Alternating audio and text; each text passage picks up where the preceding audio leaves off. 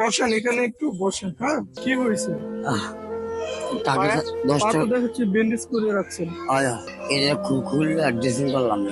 60 টাকা আছে আমার কাছে, 60 টাকা। আর এই 10 টনিক টাকা আছে না, 10 টনিক ট্রাক। আর টাকা টাকা একটা গেছে, দুইটা দিয়েছে তো রাস্তা সব ঘুরে গেল। প্রেসক্রিপশন আছে আমার কাছে। আচ্ছা আচ্ছা থাক। আমার কাছে টিস করিয়া প্রায় 3 কোটি টাকা জায়গা লয়েছে। খাওয়া দাওয়া করেন না? না না বাবা, মরে গেল ভালো রে বাবা। না চিন্তা করেন না।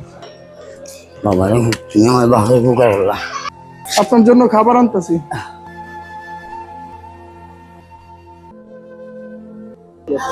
কি অবস্থা আপনার এখন? ফার্মেসি তো দেখে আসছি বন্ধ। আমি কিছু দিলে আপনি কিনে নিতে পারবেন? হ্যাঁ পারবো। ওই